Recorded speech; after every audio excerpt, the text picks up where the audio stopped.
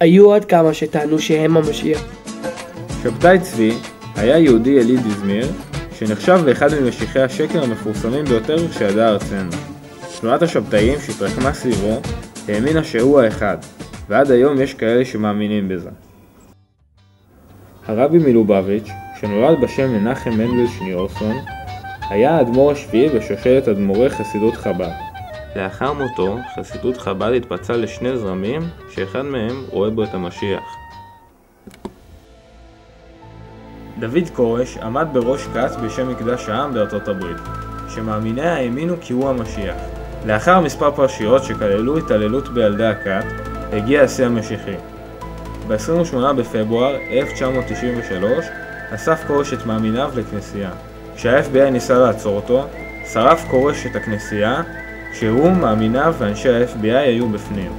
לא היו ניצולים.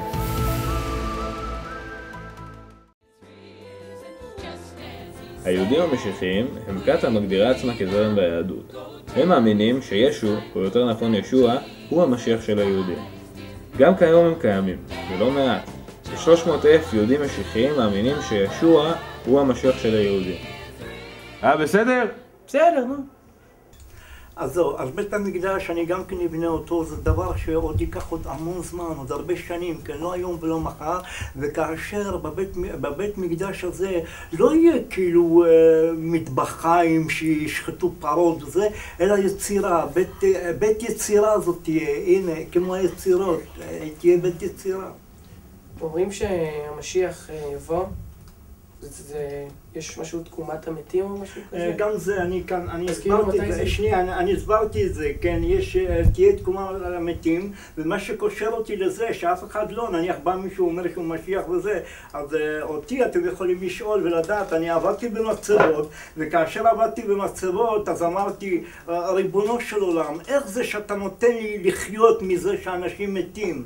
שאלתי אותו, ואז לאט לאט הוא הוציא אותי מהעבודה הזאת, אני כבר לא עובד בעבודה הזאת כבר המון שנים, ויחד עם זה, עכשיו תהיה הפוך, אני אקים מתים בתשלום, זאת אומרת, אני אחיה מזה שאנשים קמים לתחייה. נו, אז הם קמים לתחייה? כאילו, הצלחת להקים? לא, עוד לא, זה לא הגיע הזמן. מתי הגיע הזמן? אז זה עניין של תהליך שאני לא אדבר עליו עכשיו, וגם... אבל אם אנחנו לא נדע, אז איך כאילו... זה תלוי לא, אל תדע. זה תלוי, זה עניין שלך? אני עניין שלי, הוא עניין של הקדוש ברוך הוא, וגם עניין... גם כן ברח לי השם, רגע, יש לי איזה תקשור מסוים עכשיו.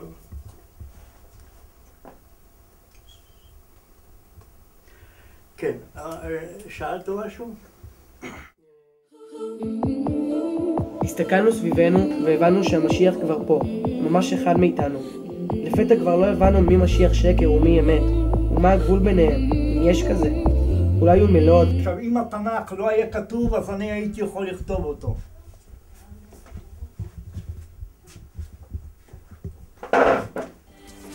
אבל אולי מתל אביב.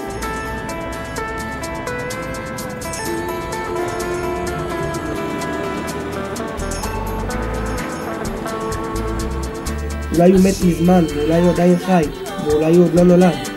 ומי כאן המשוגעים באמת? הם או אנחנו?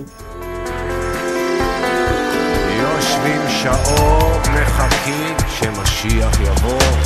משיח איש מפתח, ידו בכל ויד כל בו, עשן סמיך וירוחם ממצמץ בשפתיו. יהודה מסתכל בשעון ומפלבל בעיניו, משרד בצפון, ארציאלי בעם יועץ.